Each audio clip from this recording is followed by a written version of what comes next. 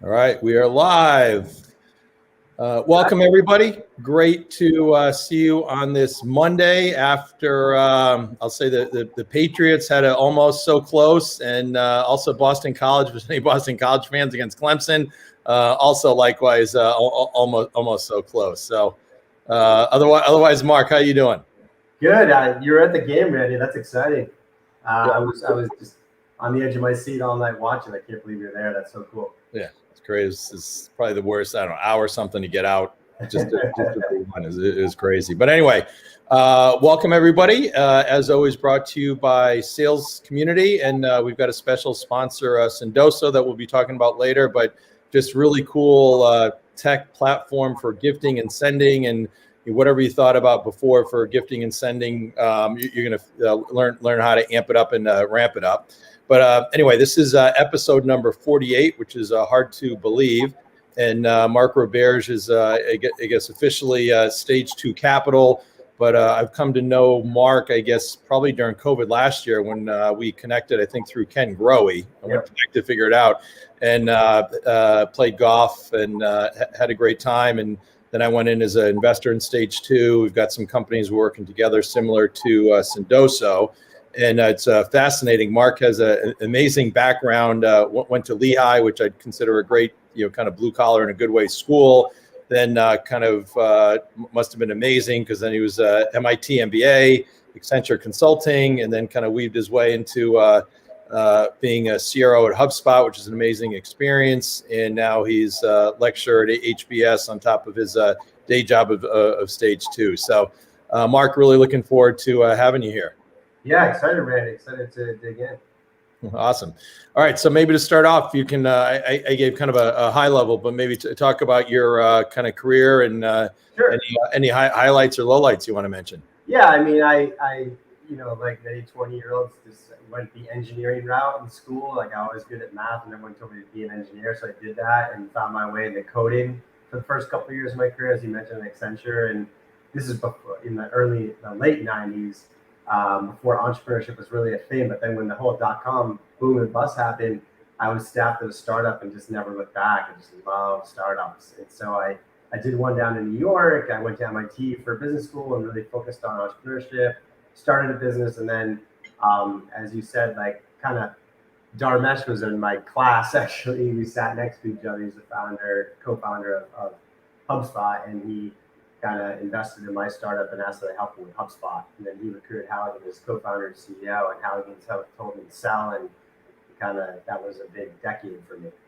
So I was the 4th employee officially, and scaled the go-to-market org as CRO through the IPO. It took about 9 years, and then needed a break, and HBS recruited me to start the sales course there, which I've been teaching for 6 or 7 years now with Bruce Shipley, which is a blast. And really very popular class, so excited for the students' curiosity in the discipline. And then met my co-founder, Jay Poe, who was down at Bessemer in New York 4 years ago. And he had an idea for the first VC firm running back by sales, marketing, and customer success leaders. So we're very fortunate to be on Fund 2. We have 250 CROs and CMOs and CCOs from Zoom and Atlassian and Asana and Dropbox and Salesforce and SAP and Oracle and all these amazing places that we get to band together every day and help the next generation of entrepreneurs and their ventures.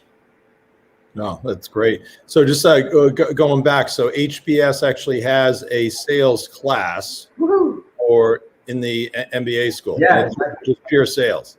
Yeah, it's crazy. Like it's kind of crazy that it hasn't been taught much. Right. You and I joke in the beginning of the semester, I think there's like almost 800 accredited business schools in the world, and I think only 70 of them have a sales course. Yeah. And I always joke with the students, I'm like, you should only take this course if someday you're going to work for an organization where acquiring customers is important. It's like yeah. And so, yeah, we're fortunate that we get to teach it. We're fortunate that it's become quite popular. And it's just so amazing getting these letters years after they graduate about the amazing things they're doing with those skills out in Africa and Europe and Asia and South America, and just like putting them to use for their awesome ideas. Wow.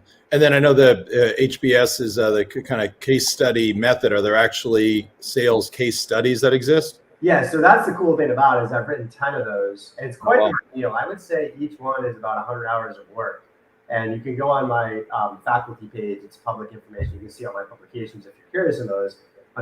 We do sell them. That's not my call. That's been Harvard's, part of their business model. But that is the cool aspect to the platform is I would guess that about over 90% of cases taught across all business schools around the world are purchased from HBS. So it provides me a platform not just to design a class for HBS, but really to influence the way the sales is taught at every business school across the world. So I take that very seriously, and I'm honored to be able to do that. wow, that's great. Peter Bell, who you know, John Clave, and He Jerry was Doyle. my teacher at MIT. What's that? Peter Bell was my teacher at MIT. No way. So he came in with Howard Anderson and he was. I remember he did a role play with one of the students, and the students gave an objection, and he said why, and that was a turning point for me in how you actually sell. Where a lot of the students, including me, felt like sales was just this provocative skill set, and it really is about asking really good open-ended questions. And Peter's great. We're still in touch to this day. Obviously, he's in DC as well now, so we have a lot to talk about. Yeah, he and some of the other friends, Jerry Doyle, John Clavin, have a sales class at BC, and I go in as a guest lecturer, speaker for that. And there's the case study is Pilgrim Drug, which I don't know, but it's kind of textbook sales and issues and age and geo and kind of everything else fascinating. But anyway, so Stage 2 Capital, there's probably a mix of viewership here who are intimately familiar and an investor like I am, and other ones that have no clue. So maybe kind of just give kind of layman's kind of explanation of how kind of Stage 2 and maybe venture capital works in general. Yeah, sure. I mean, I think we're seeing a pretty big shift in venture capital from the, if we look at 20 years ago, it was a lot of people from kind of banking and finance, that moved into it. And there was a pretty substantial scarcity of capital. You know what I mean? Having capital gave you a lot of advantage. You really had your pick on who to invest in. And 20 years later, it's so different. In fact, the last 2 years gotten so different. It's there's so much money out there now that you really have to compete for these deals. And if you're raising money right now, you're raising money in the best time of all human history on when to raise money. There's so much out there, and you're getting really great valuations. So we're seeing a pretty big shift toward VCs that come from a different background, not necessarily the heavy finance or only finance, but from the operator side, where entrepreneurs are looking to, get a lot more value from their investor than just money. And when I met my co-founder Jay, he really felt like while the VC ecosystem has stepped up their game on the product side and some of the other sides of operations, there was this. He felt like the boardroom was still not full of good go-to-market advice. And he felt like there was an opportunity to start a VC firm that provided that platform. And so that's really what we set out to do was, try to go and recruit the best go-to-market executives of all time. And if you look at the leaders page of our website, there's 250 of them, like I said, and we think it's a very impressive group. I am so blessed to learn from them every day and to connect them with the next generation of entrepreneurs. So to be very specific, I mean, obviously we're pretty much only investing in ventures where they use a sales team. So it's a lot of B2B software. We usually try to get them or engage when they're coming out of product market fit, right? So that usually occurs when the businesses are about $1 million in revenue. And ironically, a lot of our investments occur when the company's not raising capital, actually. A lot of times they raised a seed round to build a product, and they build the product and it's working, and they have 500,000, 600,000, 700,000 in revenue, and they're trying to get to 3 million so they can raise a really attractive Series A. and they ask a friend about sales advice, and oftentimes that friend is a investor in stage 2. And so they hear about us, and like, hey, you should talk to the stage 2 folks. And they're like, you know what, we're not raising money right now, but we could really use your help. And so that's usually when we engage, and we have 21 companies now, and it's just a pleasure to work with these amazing talented people. Yeah, it's great. Your returns are awesome. So I think it's somewhat closed at this point, but I know Fund 1 was great. Fund 2, I know is going to be great. So you just mentioned product market fit. So maybe explain that in the context of, Sendoso might be a fantastic example. Sure. And amazing, right? There's raised what, $100 million at 650 million valuation. It's great. Yeah, they've raised a lot. They've accelerated. They're on that, one of San Francisco's best right now, just scaling up. And we met them, I think, almost 3 years ago now, when they were in its infancy. And so, yeah, the product market fit we do a lot of work on. It's kind of funny that when you ask an entrepreneur, when are you ready to scale? Pretty much all of them say when you have product market fit. But then when you ask them what is product market fit, you get 100 different answers. And half of them are like when you hit a certain revenue amount, which I think is just blatantly wrong. Mm-hmm. It just means you can sell. It doesn't mean your product works and generates the value that you promised. And so I've been doing a lot of work at Harvard around that, when are you ready to scale, and what is the definition of product market fit? And I really connect it more toward customer retention and success. And that I think, when someone buys your product and then rebuys your product, that's a really good indication that things are working. The problem is it usually takes a year to uncover that. So we really need to define our leading indicators of retention. So that's a big part of our playbook, is helping these young ventures create their first North Star metric, not around revenue, but around leading indicators of retention. And so the famous examples out there, like Slack, it's like when a customer sends 2,000 team messages in the first month, they're likely to stick around forever, and when they don't, they're likely to churn. In Dropbox, if a customer backs up their device in an hour. For HubSpot, if they use 5 or more features in the whole platform within the first 2 months. These are all correlators of behaviors and good leading indicators of retention to show stickiness versus not. So for Sendoso, I hope they don't mind me talking. Yeah, maybe do. I gave a quick explanation of what they do. Maybe highlight their business. Yeah, really what they're doing is, when I was out in San Francisco last week, they nailed the elevator pitch, because I've been saying it a little bit differently. But I guess I can't deliver it in that way. I guess they said they're the Amazon for gifting, I think is what they said. So it's basically it's really hard to get prospects' attention today. And it's really hard to really develop a relationship with a customer. And a lot of businesses are using these unique gifts, whether it's a book that you wrote, or that's signed, or a branded coffee mug, or a bottle of wine, or something like that. And that's all happening. It's very successful to do that gifting approach, but it's happening haphazardly, right? And what Sendoso does, it allows you to completely codify it, where you can be an SDR, and you can go into your CRM, and you can allocate them a certain amount of budget, and they can then send off, a really unique gift to hopefully open up a door, or as a CSM, to create a relationship, or as a marketing function, to kind of codify their event, or whatever it might be. And so we believe we've seen different trends around that with what Marketo and Eloqua and Pardot and HubSpot did around some of the email nurturing stuff.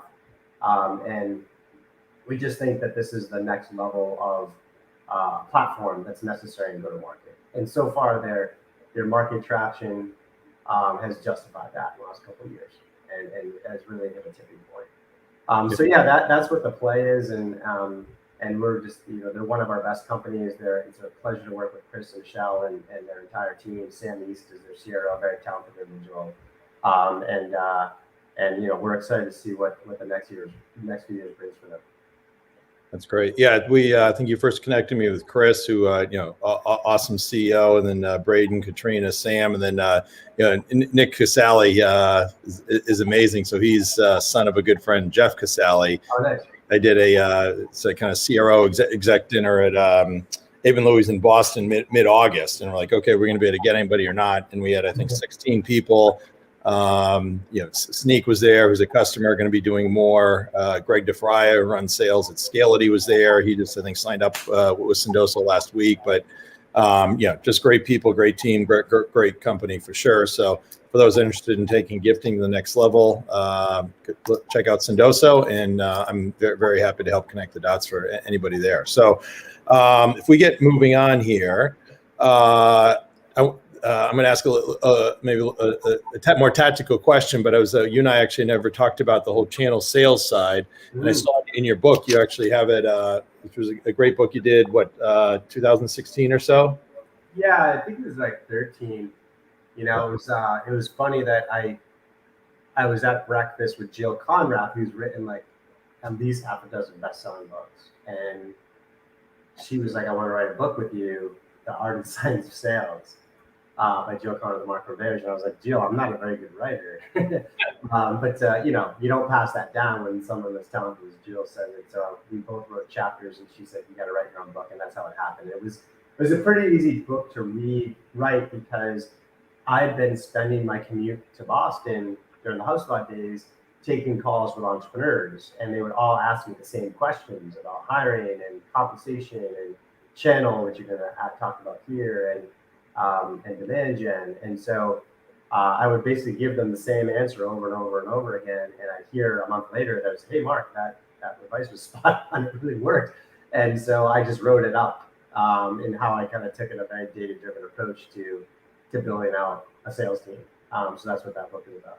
Cool. And then one of the later chapters is HubSpot's most successful sales experiments, the HubSpot value-added reseller program. Can you maybe talk about that? Because I know a lot of companies are either half channel or all or mostly channel. Yeah. A gentleman, Pete Caputa, who I think was like my maybe fourth or fifth hire on the sales team.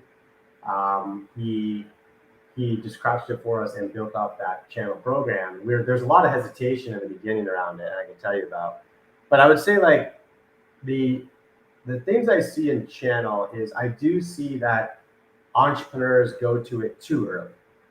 Okay, so like a lot of times I'll find a team and their product's starting to work, the revenue's starting to come in, and oftentimes these founders have more of a product and engineering background because that's like super useful in the beginning, and they're maybe a little less knowledgeable or comfortable with sales. And so they'll say, what we want to do is we thought about building our own sales team. But we also know that Salesforce and HubSpot and Oracle and all these companies have huge sales teams. So why don't we just like create a channel program to sell through them? And it's like, they're like, oh, that's brilliant. I don't have to hire these expensive salespeople. I don't know how to build a sales team. Like, this is brilliant. And what we don't realize at that point is you really don't know how to sell the product yet. Like, your product's working, it's great, and you sold a couple of them, but you really don't know how to like teach a salesperson how to sell it and how to codify it. And you have I call that go-to-market fit. Like, product market fit, you accomplish the lead indicator of retention. Like, if you sell 10 customers, that most of them are going to send the 2,000 team messages in the Slack example. They're mostly going to succeed. But you don't know how to sell them yet. Because you don't know how to hire a salesperson and make them productive. That's what I call go-to-market fit. And to try to figure that out through a channel, through like Salesforce.com's like Salesforce, is next to impossible, right? So even if you want to scale long-term through the channel, you have to start with a direct team, right? And so just to have the people sit in the office and figure it out together. Now, creating a channel down the road helps with a lot of leverage, and that's something I call more of like a Series B playbook, right? And so a lot of the channels are, historically, and Randy, you have like more experience than me here and most people in the world around like more like system integrators, like the Accentures of the world, or like even smaller system integrators where they're making a lot of money on, configuring or customizing the products into the system, and that was the common way. When we started at HubSpot, it was extremely unique, and it wasn't that. Like that's less of an opportunity in SaaS. But what Pete Caputa saw was about a quarter of our lead flow were not from people who wanted to buy our product, but from like web designers and SEO consultants and ad agencies, PR firms that wanted to resell our product to all their customers. And I remember like every once in a while, a salesperson would get one of those leads and be like, Mark, guess what? I just talked to a company, they're an agency. And I'm like, oh, that's great. Like, they have 100 customers and they want to roll HubSpot out to all 100. And they're like, I'm going to make my whole annual quota in 1 week. And I'm like, that's great. But then after the weeks go on, I heard that story like every week and it never happened. And we realized how hard that was to enable that, and that's like the potholes that people often do when it is time to enable a partner. And we're actually teaching this in HBS. I hope my students are listening because I'm going to give away the whole class in a couple of weeks. But basically, like, it's not as simple as just like, I'm going to give you 20% and call it a day. Like, you really have to talk, as you know, Randy, you really have to like almost do a sales process with a channel partner at the CEO level and be like, what's important to you? And why do we align with that? Because you're asking a company to distract their salespeople from all the other stuff they're selling to sell your stuff. And then not only do you have to make that happen, but you also have to convince the frontline salespeople to learn it and do it. So the example I have with Salesforce, who became a great channel partner for us before they became competitive, was, Benioff saw that this is like 8-10 years ago before they had the Marketing Cloud. Their salespeople were struggling a little bit with the marketing side of the conversation. Like, a lot of their prospects were like, yeah, we want to buy a CRM, but our problem is not organizing the data, it's getting these into the system. And Benioff was like, yeah, we're really struggling with that. And he's like, oh, these HubSpot folks seem to really know what they're talking about. So even though we have 8,000 companies in the app marketplace, these 10 companies, including HubSpot, are the only companies that if our sales team sells it, then they will get quota retirement because of that. It'll count toward their individual quotas. So we realize that this is what important at the CEO level. They're struggling with the marketing conversation. We have that answer. And then they put in place an incentive for the rep. And that's really what it takes. But Pete saw that a quarter of our leads were from these like agencies and PR firms. And he was like, I want to specialize a team in figuring out which ones are good and training these agencies how to sell HubSpot and inbound marketing, and training these agencies to make their customers successful in inbound marketing. And honestly, like, when I left, it was 40% of our revenue. It just crushed it, right? There was literally like hundreds of people in that whole program. So kudos to Pete for pushing that through. Yeah, channel's great. And usually a piece that gets missed is a minor detail where you have to understand the compensation program for those channel reps. Exactly. So figuring out, it's great that it's, helps their customers and everything else. But, I always tell everybody, don't lose sight of, kind of how does that help them make money? Because generally speaking, if you're in the channel bar space, they're very coin operated. The SIs will be kind of more maybe higher level, and not that they're not as compensation driven, but if you can kind of figure that out with the VAR world, that'd be great. Mm-hmm. And Elizabeth just said hi, and Steve Hazel has a question. So for those watching on, we are off cycle from our usual Wednesdays. We had some technical snafus and we were supposed to do Mark last time, so he's kind enough to squeeze us into that. Yeah, the questions in. I'm psyched to see these from Steve. Any questions you have? So perfect. Yeah. So point of story is, anybody watching, please post any questions in there. We got Tucker behind the screen pulling them forward, and for those that just joined. Very pleased to have Mark Roberge from Stage 2 Capital, and fantastic tech executive and sales leader. So anyway, Steve Hazel has a question. Hi, Mark and Randy. You guys are great. Must be talking about you. My startup is a pre-seed B2B fintech enterprise risk management SaaS platform. My co-founder and I are looking for help with product market fit and customer validations before raising any money. We think our product increases sales velocity, improves B2B due diligence, and reduces operational risk. Any suggestions? Yeah. Yeah, at a high level, I'd say you got to get you got to get a lot of feedback from customers to make sure. But what's your take? Yeah, I mean, I think that's like with the playbook the framework that I've been working with for like 8 years now, and I teach at Harvard and I use for stage 2 is product market fit, then go to market fit, then growth and moat. And it tells you, it instructs you what's important today, to your question, Steve. And so you're at the product market fit stage. So we don't want to be talking about pricing. We don't want to be talking about hiring salespeople. We don't want to be talking about building a scalable demand gen channel. That's all going to happen later. All you need is like you said here, 5 or 10 customers that use your product and are successful. Okay, so very tactically, the best way to get them these days is through your network, right? Like I don't care about building a cold call program or doing paid marketing or anything. Like I don't think there's a lot of people out there that are entrepreneurs that don't have a network to get them introduced to 50 to 100 prospects, right? So like just work that word of mouth and try to get in front of 50 to 100 prospects.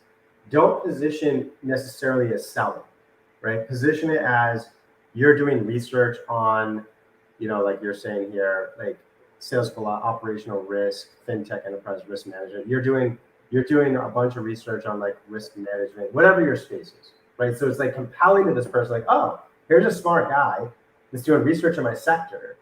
I'd like to hear from him on what he's finding. And that sets you up, Steve, to do a good discovery call, to learn.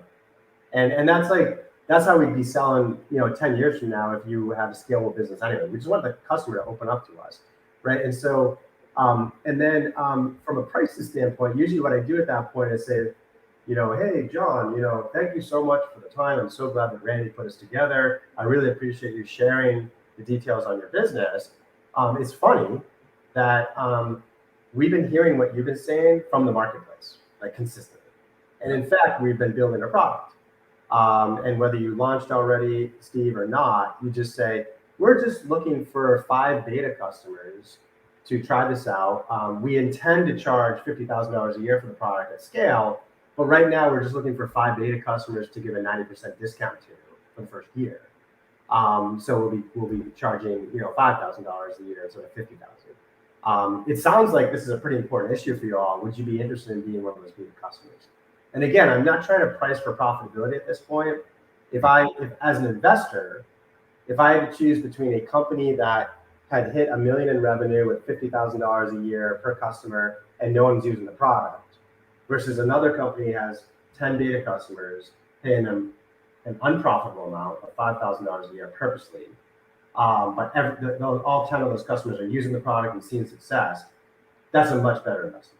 Right, so it's not about the revenue growth; it's about the customer success. And also, Steve, it's like you want to do unscalable things as a founder at this stage, right? So David Cancel, a good buddy who founded Drift, they just sold for $1 billion last month. In his early stages, he was actually flying to customer sites to onboard them as the founder when they were paying him $50 a month.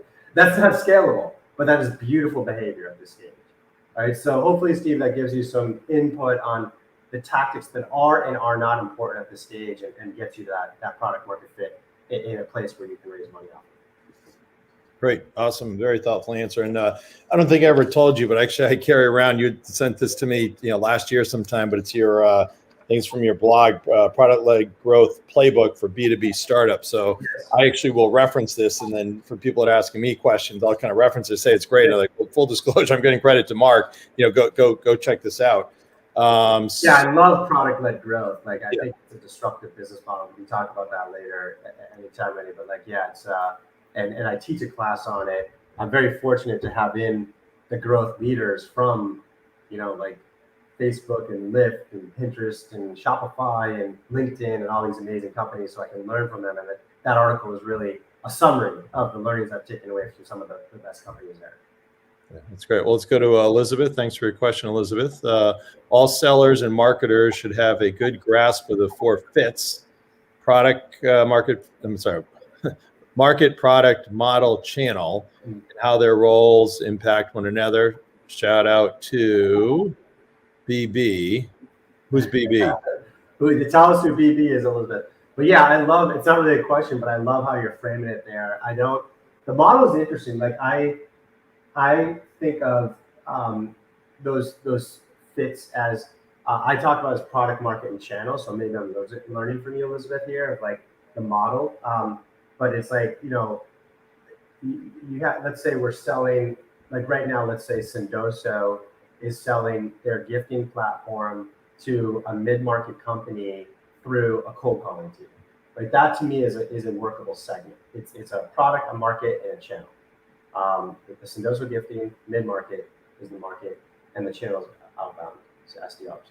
And what we, as entrepreneurs and even large companies, what we fail to do is anytime we change one of those variables, we have to relearn. Right? And oftentimes what I'll see is like, okay, we got to 20 million in revenue through that segment. And now we're like, we're going to go upstream. We're going to go upstream from the mid-market to the large enterprise. Or we're going to introduce a content marketing program just to have inbound leads. And what I often see companies and entrepreneurs do is they'll say, oh, like, hey, we did 20 million this year. We're going to do 40 million next year. Now, in the segment that we understand, mid-market, the gifting platform through outbound, that's going to get us to 35 million. The other 5 million is going to come from us going upstream. And I think that's crazy to commit to that before you've tested it. That's like starting a company and be like, yeah, Randy and I have this idea for this business, and we're going to do 5 million in revenue next year. You would never say that. You would raise money, try to build a product, try to find product market fit. And for some reason, when we get to tens of millions of dollars, we just think that it's just going to work. Like when we go to a new market or introduce a new product or do a new channel. So you have to be at that stage, you have to be running a couple experiments. Mm-hmm. I want to have gone through the product market and go to market fit journey before I pre-commit to the board that I'm going to do 5 million through this new element.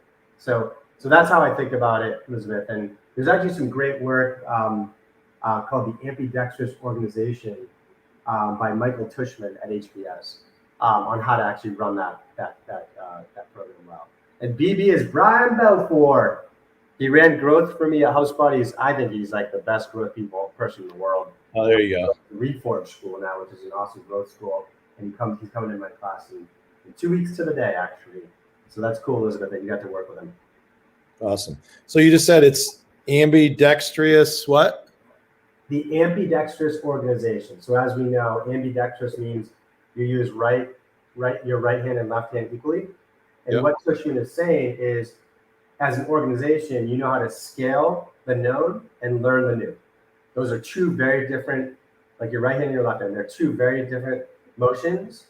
And he's got an amazing framework that we actually used at HubSpot to build the HubSpot CRM without even knowing about his work. Like we ran this playbook thanks to Halligan's thought leadership on how to do this. He was actually probably more inspired by Clay Christensen, the late Clay Christensen's Innovator's Dilemma, and how to disrupt yourself in a way.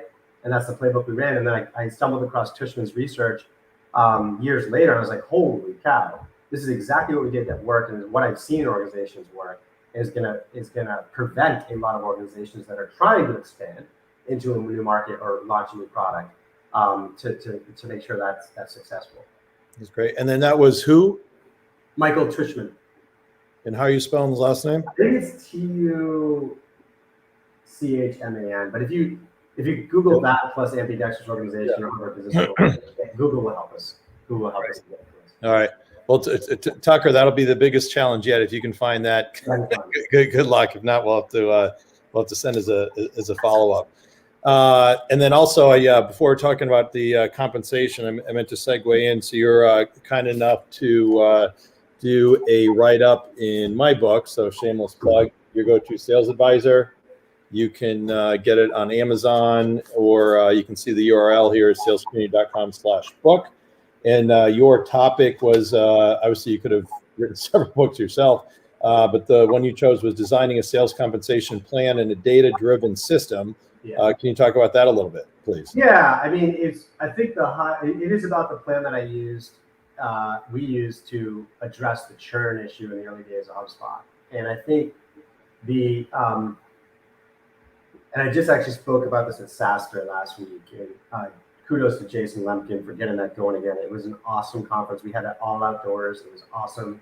I think he had 2 different stages set up with a tent, and they're probably 800 people under each one. It was just so safe and so great. And one of the potholes was compensation.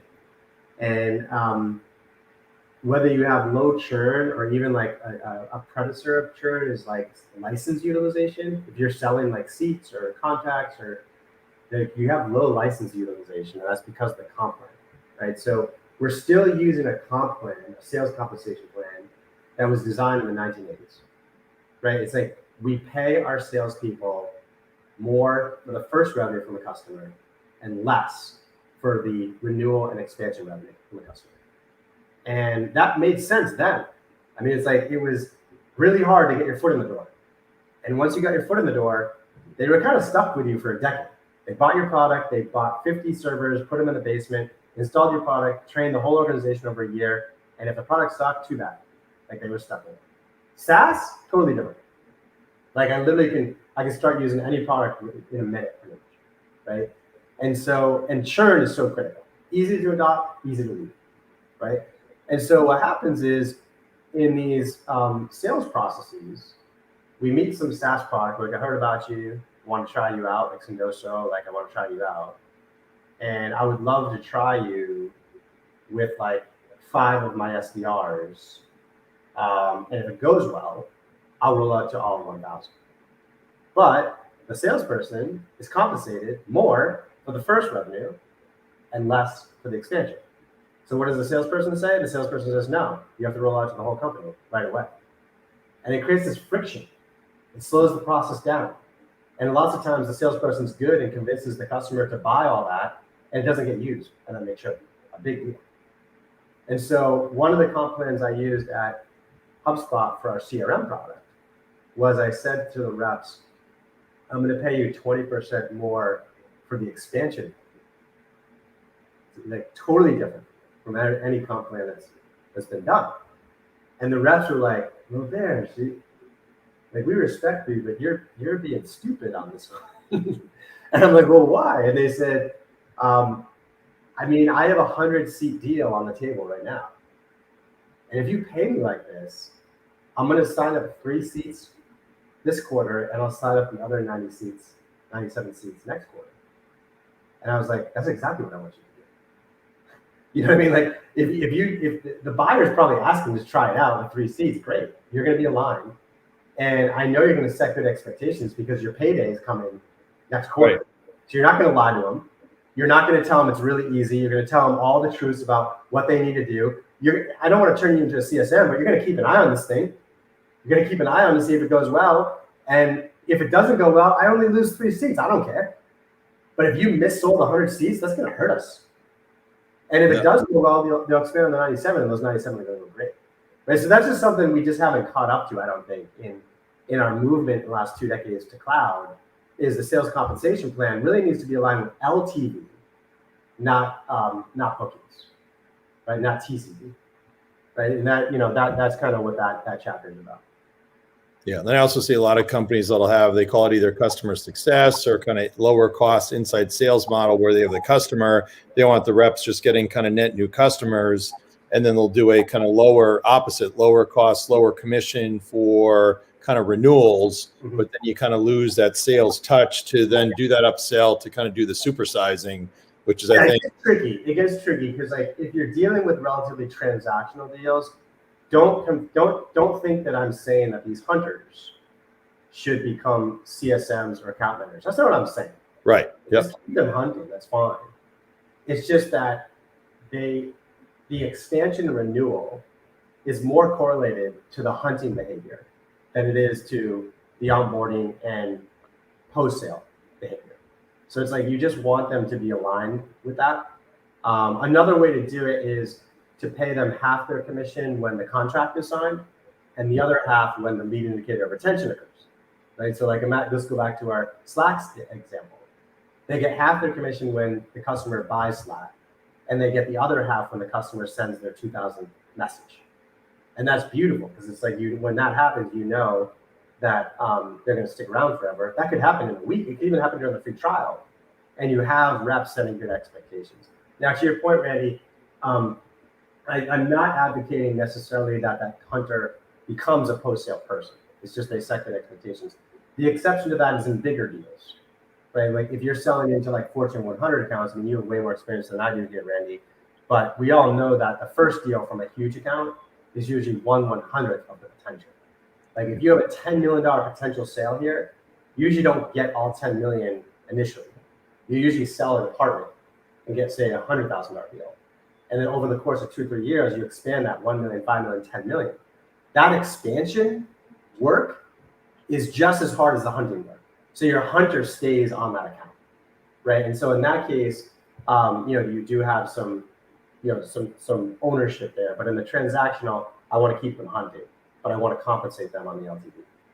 Yeah. And then from a valuation perspective, as an investor, going back to the SaaS models, I mean, you got the multiples are depending upon their growth rate, 10 to 50 times. So your ability to get round numbers, $1 million of revenue from somebody, or it's $1 revenue, the valuation metrics are just so huge that you have to have that retention. You have to have that growth. Yeah, we're getting smarter there. I still think there's a lot of investment arbitrage there where the ecosystem is really honed in on, as you said, the revenue top line and the growth rate. So it's like, okay, you're a $10 million business growing at 3x. So you get a 50x valuation these days. It's crazy. But I think what's more important is the revenue and logo retention. Right. So, and that's not really looked at as much. It is more and more. But if you have two businesses that are, I have one business that's 10 million growing 3x, but they only have 60% logo retention, 80% revenue retention. And I have another business that's 10 million, only growing 50%, but they have 90% logo retention and 110% revenue retention because they're so good at expansion. That latter business today is harder to get funded and will get a lower valuation. And I think that's totally wrong. And that's an opportunity for us. I would much rather build a sales team on that org than the org that has a leaky bucket. I don't think they have a business, honestly. If they haven't, and they're not, it's going to be very difficult for them to continue to scale revenue and fix their churn problem at the same time. So I think there's a bit of an arbitrage opportunity out there. Yeah, absolutely. And maybe give you a chance to plug another one of your companies. So we had talked, I think, last week, Paul Fifield, Sales Impact. Maybe if you want to give a little commercial about that. Yeah, we have some really exciting news coming out in the next month on that one. So we met Paul, over a year ago. He was out in London and has now moved to the States.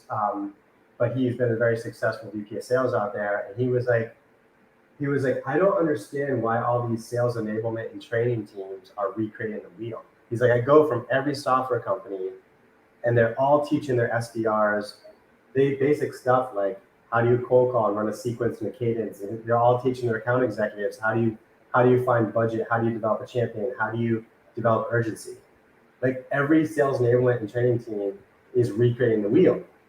And he's just like, why don't I just go out and find all the world's experts on each one of those subjects and devise a course so that these sales enablement teams can just enroll their SDRs and account executives in that horizontal skill set, and they can focus on the stuff that's unique to their business, like their product and their buyer and that kind of stuff. And so that's been selling like gangbusters. I don't know why it hasn't happened before, but he believes it's an important addition to the tech stack we have today with the CRM and the whether you're using outreach or sales loft on the SDR side, your customer success stack, your BI stack. This is sort of your enablement stack. And so they're doing some really exciting stuff, and you can check them out, Sales Impact Academy. Great.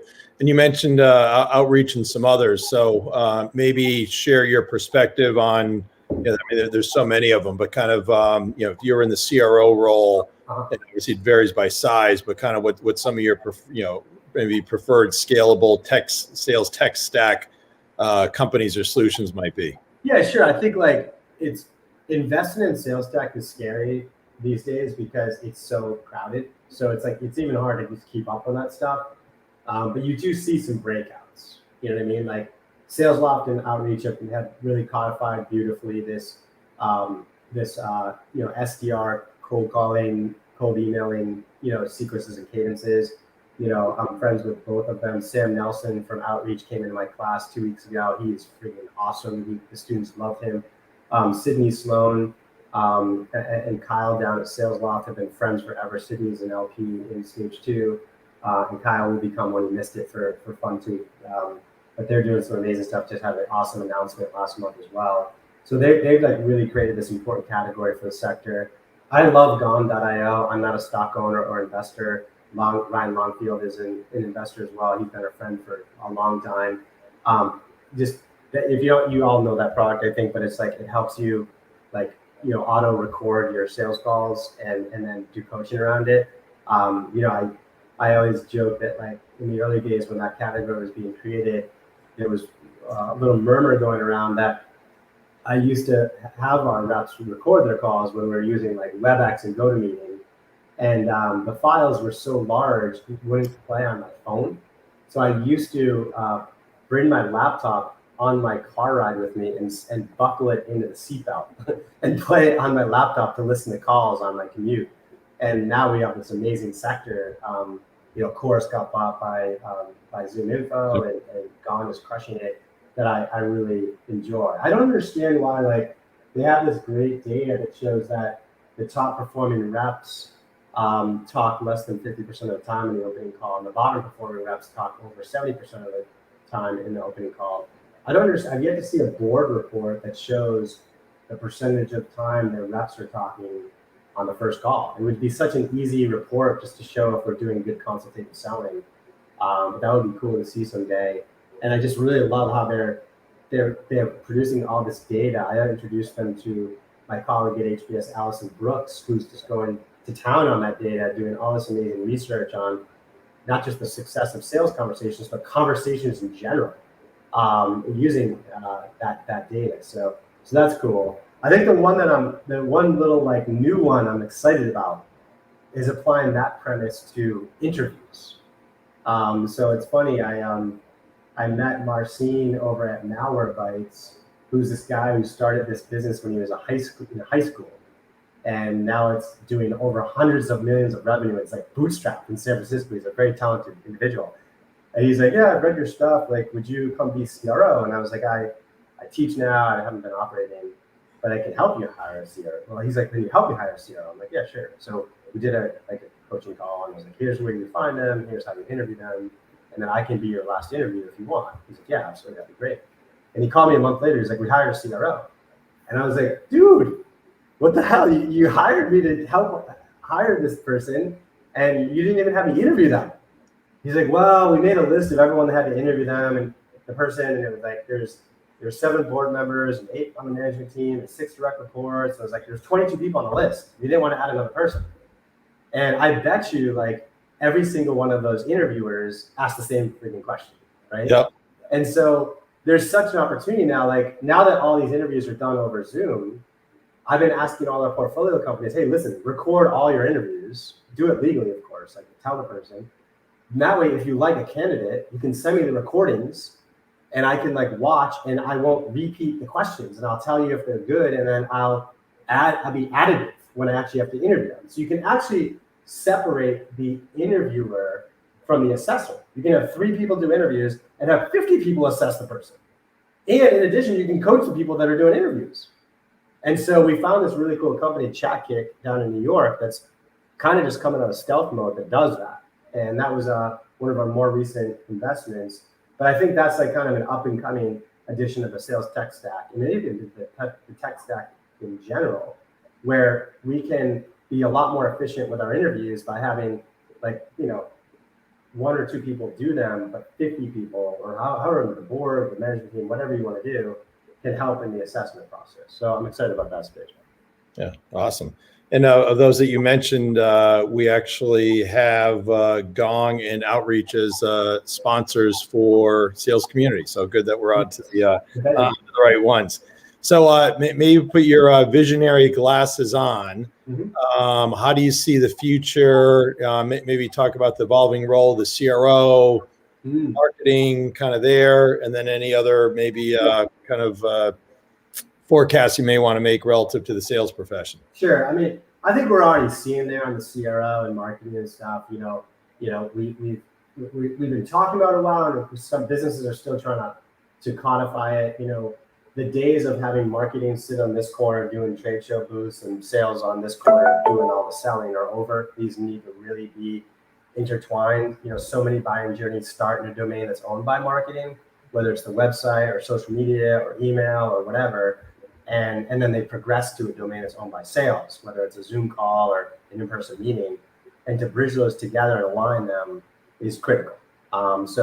So we've been talking about that for a while. Companies are still catching up to it, and the CRO role, I think, in its purest version, helps to do that, where she can sit over like the marketing team and the sales team and the customer success team and make sure they're aligned. That's especially important for a CEO who doesn't come from go-to-market and maybe comes from product. The place I'm really excited about in the future is product-led growth, PLG. So if you haven't checked that out, you can Google that and read about it. Basically what that means is something that we've been doing for a long time. We used to call it freemium, free trials to some degree, but even though I think the better versions of PLG are permanently free. Dropbox is maybe one of the earliest examples where we all kind of backed up our devices and heard about it from someone, and then a year later, Drew got us to have a gigabyte out there, and we had to start paying, and we're fine with it. Calendly is a more recent example that has now done, is now a multi-unicorn. Slack, Zoom, these are all product-led growth companies where the premise here is you adopt the product before you buy it. And in many cases, you adopt the product before you talk to the company, right? And that's really compelling. And I do believe that this business model and go-to-market model has a similar disruptive potential that SaaS did in the last 2 decades. Mm-hmm. It's not as pervasive. SaaS was applicable to many categories. PLG is not applicable to every category. It's not applicable to big HR systems. You can't start using a big HR system without talking to someone in a day. It just doesn't work. But it is applicable to many categories.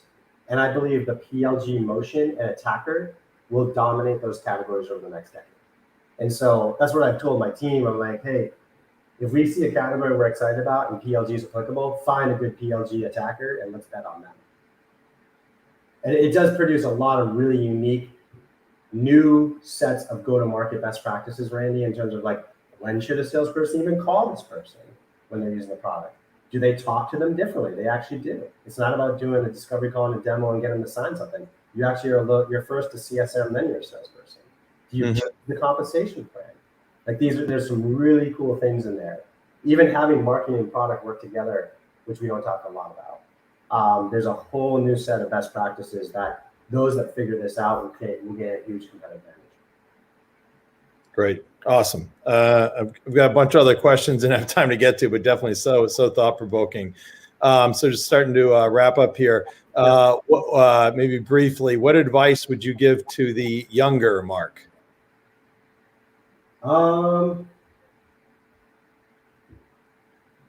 Let's see. I would say I kind of came onto this over time, but leave space for personal development throughout everything. When I talk to younger salespeople today, try to find 5% a week in personal development and own it yourself. Don't blame your company, right? So that can come in a lot of different flavors where you're watching something like this or reading. The other opportunity that was huge for me was in my first year on the job at HubSpot, I took a different VP of sales out to coffee every week. And so I amassed 50 of them over that year and learned a lot. And there were 5 of them or 10 of them that I learned a lot from. And it turned out that they were more my peers than, because we're going through a little bit of a disruption in the market. And I organized a quarterly dinner for us to get together. We built a really great bond over that decade. And in that dinner, we all came to that dinner with a different problem we were having, and we worked on each other's problems. And that you could do that whether you're an SDR, account executive, CSM, whatever. And so just owning your own personal development, carving out space for that, and trying that outside your company peer group. I wish I did that sooner. Oh, great insight for anybody, no matter what level you are. So if Nour were on here, and I don't know if I give you a heads up, he'll give people opportunity if there's any kind of funny Randy story you want to share. There's a funny what? Randy story. Funny Randy. Yeah, that's his. And I should have given you a heads up. So if yeah, you can't, exactly. If you I can't, remember. I know we've been on the golf course a couple times. I mean, I've always been really impressed. Like, I don't know if I have a funny one, but you have great life stories to share, and I love hearing about your sons and how successful they are coming up. I'm not surprised, given how you raise them. But I'll have to think of a funny one. right? Yeah, no problem at all. So anyway, just wrapping up here. The Stage 2 Capital has lots of great companies that they're looking at. They're probably more interested in additional deal flow because fortunately they're getting a lot of great investors coming in. Check out Sendoso, check out Sales Community, my book, your go-to sales advisor. Check that out. And Mark, as I knew you would be, you've been a fantastic guest. Thank you so much. You bet, Randy. Thanks for the great platform. Really good. And then we have episode number 49 is going to be Wednesday with Mike Katoya, who's the CEO of Tech Target, and Steve Nemec, who's the CRO, so another Boston-based company. And that will be our regular bat channel and time, Wednesday at noon East. And for those watching this, you can feel free to share the link. It's on LinkedIn Live and all the different social media platforms. So everybody have a great day and a great week. Thanks, Mark. Thanks, Randy. And thanks, Tucker, for your work behind the scenes.